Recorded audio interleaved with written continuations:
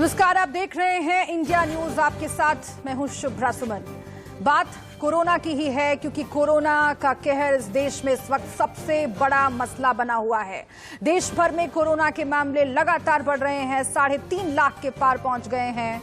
संकट कितना बड़ा और कितना गहरा है, ये हम आपको कुछ तस्वीरों के जरिए दिखाते हैं। दिल्ली, महाराष्ट्र, केरल, तमिलनाडु, इसके साथ ही कर्नाटक, यूपी, एमपी जैसे राज्यों में कोरोना का कहर लगातार बढ़ता जा रहा है और इन राज्यों में सबसे ज्यादा असर कोरोना का है। लेकिन दूसरी लहर के इतने दिन बीत जाने के बावजूद बिना ऑक्सीजन के, बिना इंतजाम के लोग मर रहे हैं, बिना दवाई के लोग तड़प रहे हैं। वैक्सीन ही एकमात्र उपाय है, लेकिन उसके लिए भी कतार में लोगों को खड़ा होना पड़ रहा है। वैक्सीन की भी शॉर्टेज है, उसकी भी कमी है। लोग लगातार दम तोड़ रहे हैं। मरने से पहले उन्हें अस्पताल में बेड मयस्सर नहीं हो रहा है, ऑक्सीजन मयस्सर नहीं हो रहा है, चिताएं भी वेटिंग लिस्ट में जल रही हैं। अब आप सोचिए, कब्रिस्तान और शमशान भर चुके हैं। हर तरह कोरोना से हाहाकार मचा हुआ है। ये कुछ तस्वीरें हम आपको दिखा रहे हैं। ऑक्सीजन की कमी से लगातार दम तोड़ रहे हैं लोग। अस्पताल तक पहुंचते हैं लेकिन उन्हें बेड में असर नहीं होता, उनकी भर्ती नहीं होती और तड़प तड़प कर देश के अलग अलग इलाकों में लोग मर रहे हैं। इलाहाबाद हाईकोर्ट ने कहा है कि अगर अस्पताल और ऑक्सीजन की कमी से लोग मर रहे हैं तो ये नरसंहार है। लेकिन कौन समझाए सरकारों को, जिस सरकार ने अभी तक इंतजाम नहीं किया। इतना लंबा वक्त सरकारों को मिला, लेकिन आज की हालत देखकर आप समझ सकते हैं कि सरकारें सोई हुई थी और उसका नतीजा, उसका खामियाजा आम लोगों को भुगतना पड़ रहा है। और इन सब के बीच एक अहम खबर आपको बताते हैं। कोरोना से जुड़ी हुई ही एक खबर है। 24 घंटे में कोरोना के 3,82,315 केस सामने आए हैं। कोरोना से एक दिन में 3,780 मरीजों की मौत हो चुकी है। महाराष्ट्र में 51,880 नए केस हैं। 891 लोगों की मौत यहां पर हुई है। दिल्ली में 19,953 नए केस सामने आए हैं। 338 लोगों की कोरोना से मौत हुई है। कर्नाटक में 44,631 नए मामले सामने आ चुके हैं। 288 मरीजों की वहां पर मौत हुई है। देश के अलग अलग इलाकों में हालात खराब हो चुके हैं। लोगों को अस्पताल, बेड, ऑक्सीजन मयस्सर नहीं हो रहे हैं और इसीलिए इंडिया न्यूज के माध्यम से हम लगातार कोशिश कर रहे हैं कि अगर आप घर में हैं, कोरोना पॉजिटिव हैं, अगर आपका कोई रिलेटिव, अगर आपका कोई जानने वाला, आपके कोई अपने कोरोना पॉजिटिव हैं, अगर आपके जहन में कोई भी सवाल हैं तो आप जरूर इंडिया न्यूज से संपर्क करें। हम एक्सपर्ट्स के जरिए उन सवालों का जवाब तलाशने की कोशिश करेंगे।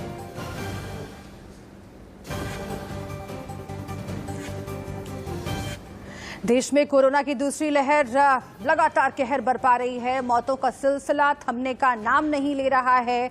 4 तस्वीरें हम आपको दिखाते हैं। पहली तस्वीर महाराष्ट्र के बीड से है, जहां ऑक्सीजन की कमी से एक शख्स की मौत हो गई। इसके साथ ही यूपी के सिद्धार्थनगर से आप तस्वीर देख रहे हैं, जहां ऑक्सीजन की कमी के बाद एक अस्पताल में ही 4 लोगों ने दम तोड़ दिया। यूपी के गाजीपुर की तस्वीर है। एक शख्स को ऑक्सीजन के लिए फरियाद करते हुए देखा गया है।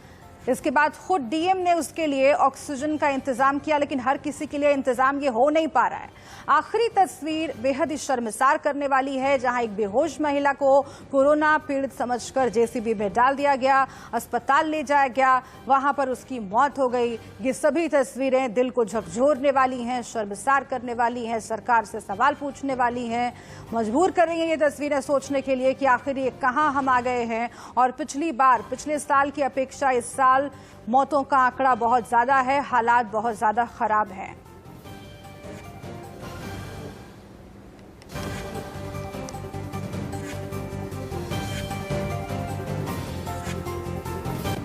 और इस बीच आपको मालूम है कि अलग अलग तरह के बयान दिए जा रहे हैं, अलग अलग तरह की जानकारी भी डॉक्टर्स के जरिए दी जा रही है। एम्स के डायरेक्टर रणदीप गुलेरिया ने यह कहा कि सिटी स्कैन खतरनाक साबित हो सकता है। आखिर क्यों सिटी स्कैन खतरनाक साबित हो सकता है, इससे जुड़े हुए कुछ तथ्य हम आपके सामने रख रहे हैं। पॉजिटिव होने और हल्के लक्षण पर कोई जरूरत नहीं है। होम आइसोलेशन में अगर हैं, माइल्ड इन्फेक्शन है तो सिटी स्कैन ना करवाएं, ये साफ तौर से कहा गया है एक्सपर्ट्स की तरफ से। सिटी स्कैन से कैंसर का खतरा बढ़ सकता है। ऐसा क्यों है?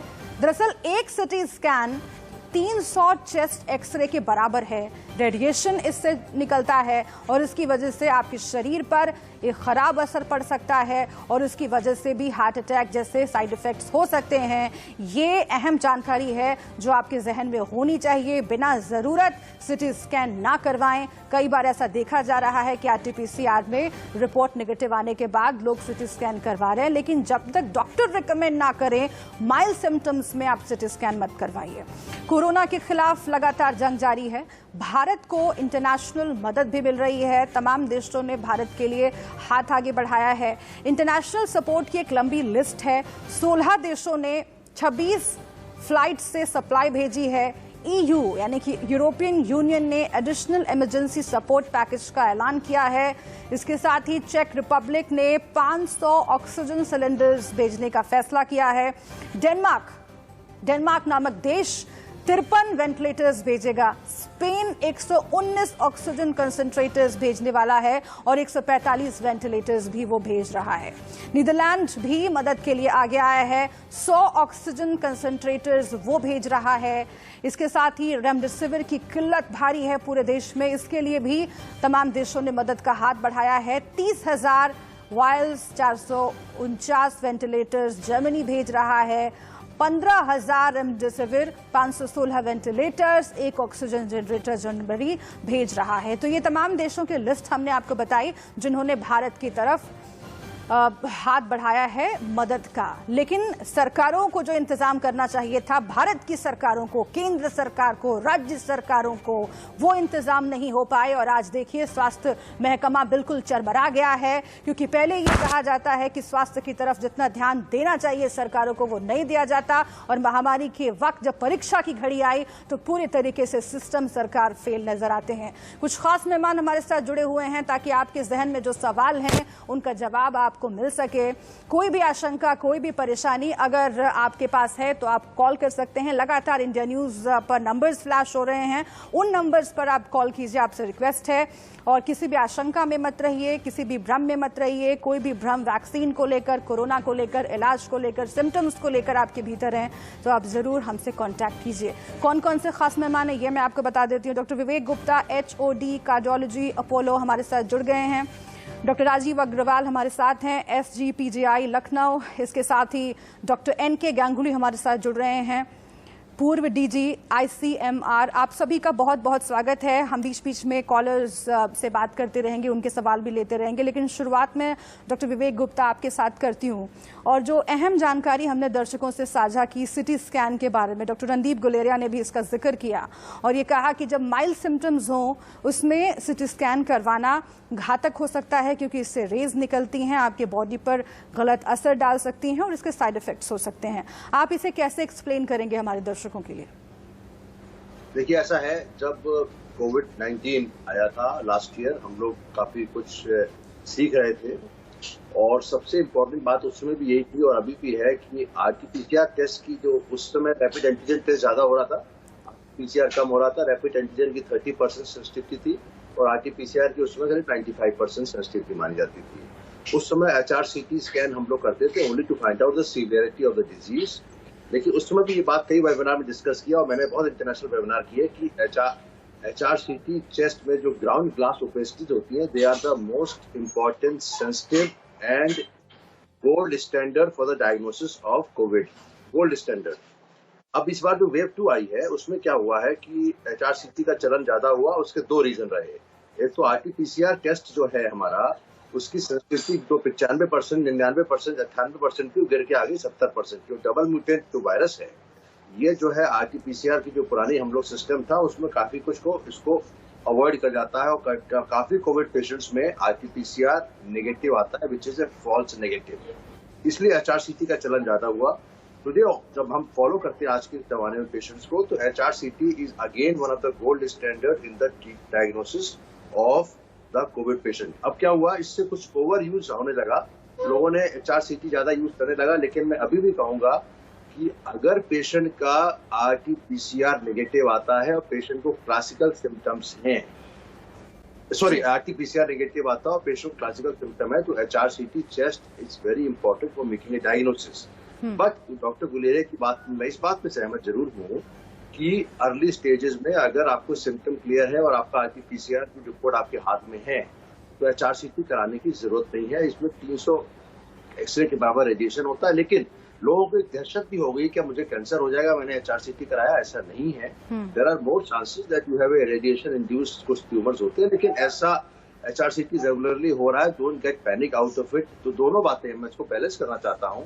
HRCT is very very important in making diagnosis in patients who have a classical symptom. और अगर हमको आरटीपीसीआर नेगेटिव आ जाए या आरटीपीसीआर करने में देरी हो रही है, दोनों बातें देरी हो रही है। अर्ली डायग्नोसिस इस सेकेंड वेव में सबसे इंपॉर्टेंट बात है, वो है डायग्नोसिस जल्दी बनाना, चाहे वो आरटीपीसीआर से बनाइए चाहे एचआरसीटी से बनाइए, और ट्रीटमेंट जल्दी शुरू कर दीजिए। लेकिन ज्यादा यूज एचआरसीटी का तब होता है जब पेशेंट का ऑक्सीजन गिरने लगता है, तो अब सीवियरिटी जानने के लिए उसमें भी देखिए क्लिनिकली इज वेरी इंपॉर्टेंट। अगर किसी का ऑक्सीजन गिर रहा है सैचुरेशन, ये पक्की बात है कि उसका एचआरसीटी स्कोर जो है कम से कम 15, 18 या 20 के आसपास हो गया है, which is very very sad and very difficult to decide. So HRCT should be used judiciously. It's very important. It's a gold standard in making a diagnosis. जैसे हम एंजियोग्राफी की बात करते हैं हार्ट में, एंजियोग्राफी इज गोल्ड स्टैंडर्ड, उसी तरह HRCT is gold standard, not RTPCR. Not RTPCR because that has a limitation. उसमें सीनेट और भी टेस्ट होते हैं। तो ये कुछ कंफ्यूजन क्लियर होना बहुत जरूरी है सिटी स्कैन को लेकर। कुछ मैं आती हूँ सर, आपके पास लौटती हूँ। विवेक गुप्ता जी, मैं आपके पास वापस लौटती हूँ, लेकिन ये कुछ कंफ्यूजन क्लियर होना बहुत जरूरी है जो कि सिटी स्कैन को लेकर बना हुआ है। रेमडेसिविर को लेकर भी बहुत सारी भ्रम की स्थितियां हैं, उस पर भी हम आगे बात करेंगे। प्लाज्मा कितना कारगर होता है उस पर भी बात करने की जरूरत है। लेकिन सिटी स्कैन पर ही इस चर्चा को आगे बढ़ाते हुए डॉक्टर राजीव अग्रवाल, मैं आपका रुख करना चाहती हूं। अगर आप कुछ और आगे जाकर एक्सप्लेन करना चाहें कि सिटी स्कैन किन परिस्थितियों में मरीजों को करवाना चाहिए, क्योंकि कहा गया है एम्स के डायरेक्टर की तरफ से कि माइल्ड सिम्टम्स में आप सिटी स्कैन मत करवाइए, ये घातक हो सकता है। लेकिन किस वक्त ये एहसास हो कि हाँ, आप सिटी स्कैन करवाना जरूरी है अगर कोरोना का पता लगाना है, और आरटीपीसीआर में अगर कोरोना नेगेटिव है, अगर रिपोर्ट नेगेटिव है, तो और कौन कौन से तरीके हो सकते हैं सिटी स्कैन के अलावा जिससे ये पता चले कि कोरोना है वाकई कि नहीं है? डॉक्टर अग्रवाल, ये सिटी स्कैन का बहुत इंपॉर्टेंट रोल है। पहले तो मैं इंडिया न्यूज को थैंक्स करना चाहूंगा कि उन्होंने मुझे इस प्रोग्राम में शामिल होने का मौका दिया।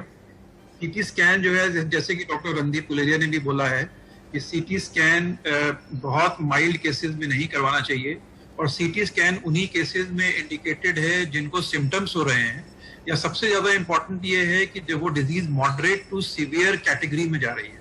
मॉडरेट टू सीवियर कैटेगरी में जैसे कि सबसे इंपॉर्टेंट साइन उसका होता है कि जब ऑक्सीजन सैचुरेशन डाउन हो रहा हो। ऑक्सीजन सैचुरेशन एक बहुत इंपॉर्टेंट मार्कर है, और अगर ऑक्सीजन सैचुरेशन पेशेंट का 94 से कम हो रहा है तो ये एक क्रिटिकल लिमिट है। उन केसेस में सीटी स्कैन कराना बहुत जरूरी हो जाता है, क्योंकि ऑक्सीजन सैचुरेशन डाउन होने का मतलब है कि पेशेंट को कोविड निमोनिया डेवलप हो रहा है, and then at that time CT scan is important. और सीटी स्कैन की फाइंडिंग्स के बेसिस पे ही हम जो आगे के ट्रीटमेंट्स हैं, जैसे कि कॉर्टिकोस्टेरॉइड्स है और रेमडेसिविर है, ये सब चीजें शुरू करते हैं। जी जी, ठीक है। डॉक्टर एन के गांगुली, लेकिन किस तरह के साइड इफेक्ट्स इससे हो सकते हैं जिसकी बात बार बार हो रही है, और कितना घातक इस शरीर के लिए हो सकता है?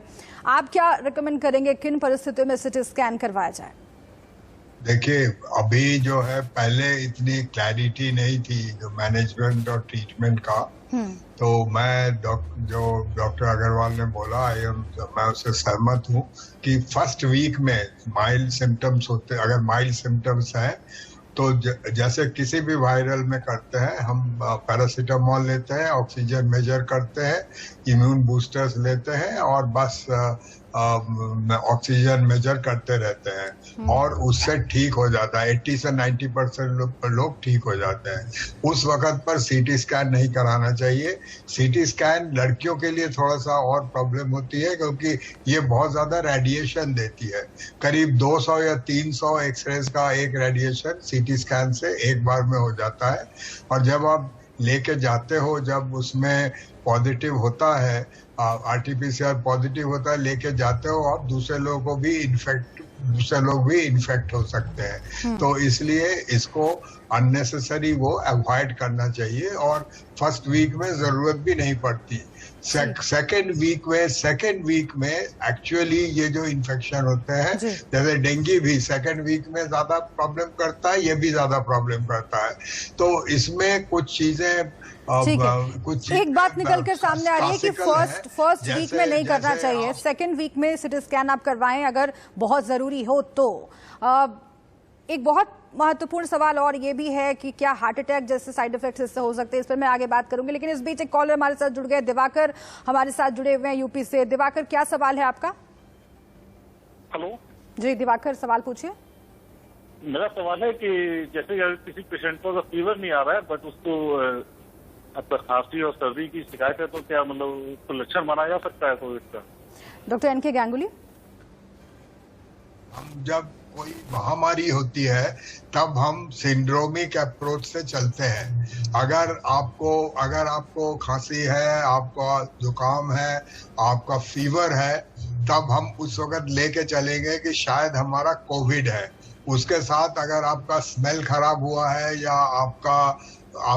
आपका जो टेस्ट खराब हुआ है, वो बड़ा क्लासिक सिम्टम्स है कि आपका वाकई कोविड है। तो उस वक्त अगर आपका आरटीपीसीआर नहीं भी हुआ है, आप मान के चलोगे कि आपका कोविड है। आप अपने को घर में आइसोलेट करोगे, अगर आपके पास वो सुविधा है, कमरे में जाओगे, उसमें बाथरूम होगा, आप दूसरे लोगों से आइसोलेट करोगे, मास्क पहनोगे, आपको खाना दरवाजे पर दिया जाएगा, आप वो खाना खा के उसको आप बाल्टी में पानी सोप से भरा हुआ बाल्टी में अपने को उसको डाल दोगे। अगर डिस्पोजेबल है तो और भी अच्छा है। तो ये एहतियात आपको करना है। 7 दिन के अंदर 90% लोग जो है ठीक हो जाते हैं। अगर आपको कोविड नहीं है तो आप ठीक हो जाओगे। और एहतियात बरतना चाहिए कि आप अपना टेम्परेचर रिकॉर्ड करते रहो, अपना साथ पहले वीक में एंटीबायोटिक लेने की भी कोई जरूरत नहीं है। दूसरे वीक में भी आप अपना ऑक्सीजन रिकॉर्ड मेंटेन करते रहो, अपना टेम्परेचर मेंटेन करते रहो। आप थोड़े से चीजें टेस्ट भी कर सकते हो।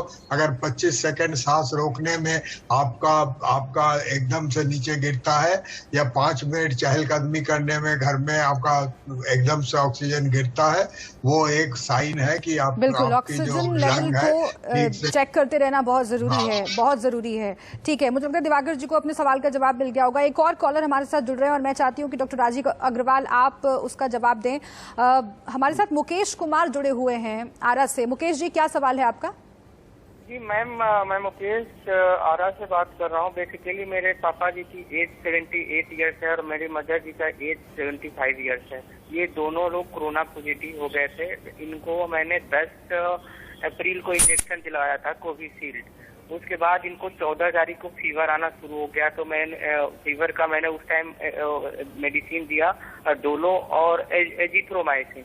लेकिन मैंने फिर से देखा कि वो फीवर उतर नहीं रहा था। 16-17 तारीख को मैंने RT-PCR कराया, तो उनका रिजल्ट आते आते वो 23-22 को आया। जब तक मैंने 19 तारीख को इनको CT स्कैन कराया, तो वहां पर CT स्कैन में मेरे पापा का आया CTSH वैल्यू था 0.2/25 और मदर का 7/25 था। और जब तक RT-PCR का भी आ गया, जिसमें मदर का 7/25 था और पापा का 2/25 था। उसके बाद जो वहाँ का डॉक्टर ने मुझे मेडिसिन दिया, मैंने मैम 25 तारीख तक को चलाया, कंटिन्यू किया। लेकिन अभी पापा तो मतलब थोड़ा सा वीकनेस बहुत ज्यादा है, अभी लोग ठीक हैं। एक तो एज भी 80 ईयर्स है मैम। तो ये पूछना था मुझे कि इनको मैं क्या किस टाइप का खाना खिलाऊं। ऑक्सीजन लेवल भी मैम मेरी माँ का और पापा जी का 95+ ही रह रहा है, फीवर 97.5 के अंदर रह रहा है। तो और ये इसकी भी जानकारी चाहिए थी मुझे कि इनको मतलब जो कोविशील्ड का इंजेक्शन है ये कब मैं दिलवाऊं, क्योंकि 10 मई को 1 महीना हो जाएगा। तो फिर इनका इंजेक्शन कब तक दिलवाऊं? क्या फिर से मुझे इनका टेस्ट कराना पड़ेगा RT-PCR या कुछ भी, उसके बाद ही इंजेक्शन दिलाऊं? कैसे मुझे पूरी तरह से, क्योंकि मैं भी मैम इनके बीच में घिरा हुआ हूँ, क्योंकि कोई है नहीं, मैं ही इनको सेवा सत्कार सब चीज कर रहा हूँ। तो क्या क्या मुझे भी लेना चाहिए, मतलब क्या क्या मैं मतलब वो करूँ कि मैं भी सेफ रहूँ? जी, बहुत ही विस्तार से आपने सवाल पूछा है, बहुत शुक्रिया आपका मुकेश जी। और मैं चाहती हूँ डॉक्टर अग्रवाल और डॉक्टर गुप्ता आप दोनों इसका जवाब दें। डॉक्टर अग्रवाल, आपसे शुरुआत करते हुए। जी, आपने बहुत अच्छा सवाल पूछा है। बेसिकली जो कोविड की प्रॉब्लम है ये डिपेंड करती है कि पेशेंट की एज क्या है, और जैसे कि आपने पेरेंट्स को बताया है 80 इयर्स की एज है, 80 इयर्स की एज में जो कोविड के कॉम्प्लिकेशंस होते हैं वो थोड़े ज़्यादा होते हैं, और स्पेशली जो चेस्ट के कॉम्प्लिकेशंस होते हैं वो भी ज़्यादा होते हैं।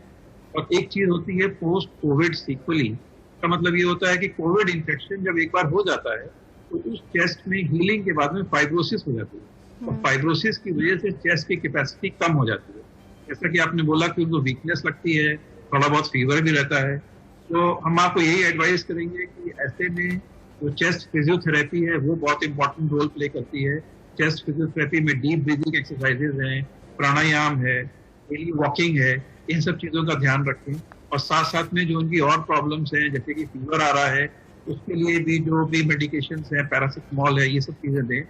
और ये भी बहुत ज़रूरी है कि जो भी आपके लोकल जो चेस्ट केयर फिजिशियन है उनके आप संपर्क में रहें, और कभी भी ऐसा लगता है कि ये सिम्टम्स बढ़ रहे हैं या कोई और प्रॉब्लम हो रही है तो अपने जो लोकल चेस्ट केयर के डॉक्टर हैं उनको आप जरूर। जी डॉक्टर गुप्ता, आप कुछ ऐड करना चाहते हैं? देखिए, ऐसा है कि जो पेशेंट ये डिस्चार्ज हो गए हैं, और मैं पूरा क्वेश्चन समझ नहीं पाया था, इनका ये कहने का मतलब था कि पेशेंट को डिस्चार्ज हो चुके हैं ना, यही बात है ना? जी जी हाँ, तो डिस्चार्ज होने के बाद तो पेशेंट को सैचुरेशन अगर नॉर्मल है तो कोई चिंता वाली बात नहीं। अगर सैचुरेशन फिर भी लो चल रहा है तो आपको लंग फाइब्रोसिस है, तो उसके लिए कुछ दवाइयां हैं, उसको ऐड कर लीजिए और अपने लंग स्पेशलिस्ट से बात करके उससे इलाज कराते रहे। ठीक है, आप लोग रहिएगा हमारे साथ आगे भी और कॉलर्स लेने की हम कोशिश आपके माध्यम से। ये फर्स्ट वीक में भी HRCT की जरूरत पड़ सकती है अगर पेशेंट इज रैपिडली डिटीरिएटिंग। ऐसा इस सेकेंड वेव में देखा गया है कि HRCT शुड नॉट बी, थोड़ा सा बहुत ज्यादा भ्रम हो गया। 3-4 दिन से मैं टेलीविजन बोल रहा हूँ, बड़ा बैलेंस करने की जरूरत है। अगर क्लिनिकली इंडिकेटेड है, सैचुरेशन फॉल कर गया 5th डे में, 6th डे में, 7th डे में, तो HRCT करके पता करके ज्यादा जरूरी है, नहीं तो। और सेकेंडली मैं अभी भी कहना चाहता हूँ, many time symptoms are classical, या तो बिल्कुल सेंस ऑफ स्मेल और टेस्ट चल जाए तो वो तो RT-PCR के बराबर हो गया। ठीक है, लेकिन अगर सिम्टम्स फीवर है और उसको हमको RT-PCR नहीं हो पा रहा, कई जगह नहीं हो पा रहा, 4-6 दिन में रिपोर्ट आ रही है, तो HRCT is the only is the very classical golden test है जो कंफर्म करता है कि आपको कोविड है कि नहीं। जी ठीक है, बहुत ही कॉम्प्लेक्स इशू है, इसे और भी आगे विस्तार से समझने की कोशिश करेंगे। आप लोग बने रहिएगा हमारे साथ, और कॉलर्स लगातार जुड़ सकते हैं इंडिया न्यूज के माध्यम से, डॉक्टर से सलाह ले सकते हैं। नंबर्स लगातार आपकी टीवी स्क्रीन पर फ्लैश हो रहे हैं, आप जरूर इन पर कॉल कीजिए और डॉक्टर से सलाह लीजिए। एक छोटे से ब्रेक के लिए रुक रहे हैं, आप बने रहिए हमारे साथ, देखते रहिए इंडिया न्यूज।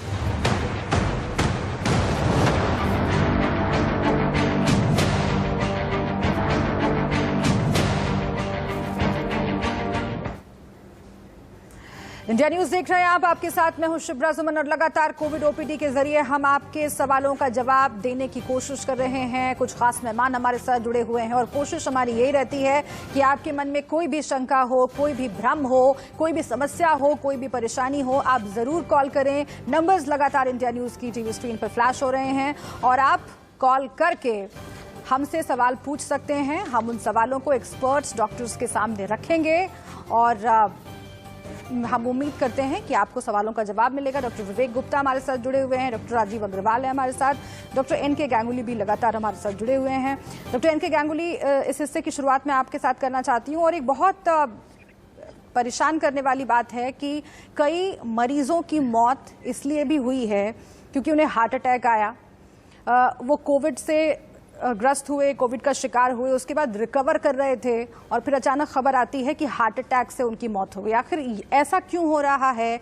क्या इसके पीछे भी जिस तरह के साइड इफेक्ट्स का जिक्र हो रहा है, क्या उसका कोई कारण हो सकता है? एक्चुअली अभी एक बहुत प्रेस्टिजियस जर्नल है, उसको न्यू इंग्लैंड जर्नल मेडिसिन बोलते हैं। इस सवाल का विवेक जी से भी बाद में पूछिएगा। जो मुझे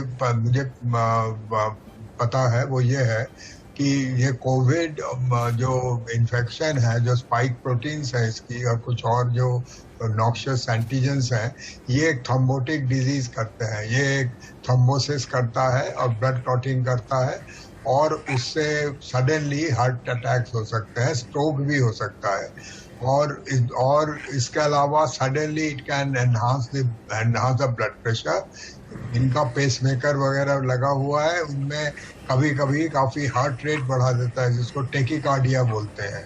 तो इसलिए जो इसमें हार्ट, लंग्स, किडनी और ब्रेन तो सारे अफेक्टेड हो सकते हैं, लेकिन हार्ट काफी अफेक्ट होता है। इसीलिए कुछ एक प्रकार का वैक्सीन है जो कि एडिनो वैक्सीन है, जो कि जॉनसन के एस्ट्रा के है। ये भी कुछ लोगों में जिनमें कि ये डिजीज है, जिनमें डीप थ्रोम्बोसिस है, जिनमें कि जो कि ब्लड थिनर या थ्रोम्बोटिक डिजीज में है, उनको ये वाला अवॉइड करना चाहिए। वो उनके लिए दूसरी चीजें अवेलेबल है। तो कोविड एक बहुत डेंजरस बग है। ये सिर्फ यही नहीं कि फेफड़े के उससे लोगों को मार देता है, ये दूसरे ऑर्गन्स भी इसमें अफेक्टेड होते हैं। बट उन लोगों में कोई पहले से एक प्रॉब्लम होती है। जिनमें डायबिटीज होता है उनमें भी खतरा होता है, उनमें भी एसोसिएटेड रिस्क फैक्टर्स होते हैं। तो उन रिस्क फैक्टर्स के जरिए भी वो आक्रामक होते हैं, उनमें दवाइयाँ उतनी अच्छी काम नहीं करती। ठीक, इसे और हम समझने की कोशिश करेंगे डॉक्टर विवेक गुप्ता से। और कौन कौन से ऑर्गन्स हैं जिन पर कोविड बहुत ज्यादा प्रभाव डालता है, हार्ट अटैक से होने वाली मौतों की वजह क्या है, ये भी जानेंगे। लेकिन इस बीच एक कॉलर हमारे साथ जुड़ गए हैं और मैं चाहती हूँ डॉक्टर राजीव अग्रवाल आप उसका जवाब दें। रवि हमारे साथ जुड़े हुए हैं। रवि, आप कहाँ से बात कर रहे हैं?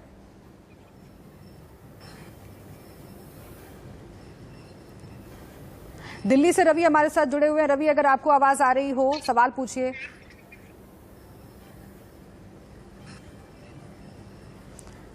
चलिए, हम संपर्क करने की आगे भी कोशिश करेंगे। लगातार इंडिया न्यूज के दर्शक कॉल कर सकते हैं टीवी स्क्रीन पर फ्लैश हो रहे नंबर्स पर, और कोविड ओपीडी के जरिए हम आपके सवालों का जवाब देने की कोशिश कर रहे हैं। डॉक्टर विवेक गुप्ता, जो चर्चा हम कर रहे थे उसे अगर आप आगे बढ़ाना चाहें कि आखिर क्यों हार्ट अटैक की वजह से कई मौतों की खबरें आ रही हैं, और वो कौन कौन से ऑर्गन्स हैं जिन पर कोविड ज्यादा प्रभाव डालता है, और किस तरीके से ये साइड इफेक्ट सामने आते हैं। देखिए, जब मैं शुरुआत करता हूं, क्योंकि मैंने कोविड वेव 1 में भी काफी फॉलो किया था, उसमें हम लोग सीख रहे थे। जब इटली के डॉक्टर्स और अमेरिका के डॉक्टर्स से मैं वेबिनार करता था, हम टॉकिंग ऑफ मार्च, अप्रैल, मई, जून 2020, उस समय ये बात आई थी कि basically it is the lung pneumonia which is the basically being affected by the COVID. But उसके बाद ये पता लगा कि it is actually a thrombotic virus, it leads to thrombosis, it leads to thrombosis at various places. उसमें सबसे ज्यादा death हुई थी जो वेव 1 में हुई थी, वो हुई थी पल्मोनरी थ्रोम्बोएम्बोलिज्म की वजह से, जहाँ की पैर की नसों में जो पेशेंट लेटा होता है अस्पताल में, और पैर की नसों में क्लॉट बन गया और पल्मोनरी आर्टरीज में चला गया। इसके लिए हम लोग उस समय ट्रीटमेंट शुरू किया था कि भाई एकोस्प्रिन के अलावा साथ साथ हम लोग इनॉक्सोप्रिन या लो मोलेकुलर वेट हेपेरिन, जो कि एंटी कोगुलेंट है, जो हेल्प करते हैं कि इस तरह की बातें नहीं। उस समय सबसे ज्यादा मौतें हुई थी pulmonary embolism. We lost lot of doctors in Italy and also here in India. ठीक है, अभी जो ये वेव है इसमें मुझे उम्मीद है कि कई जो आशंकाएं हैं वो दूर हुई होंगी, और आगे भी हम कोशिश करेंगे कि तमाम सवाल हम लेते रहें दर्शकों के। लेकिन फिलहाल बहुत शुक्रिया आप लोगों का डॉक्टर्स हमारे साथ जुड़ने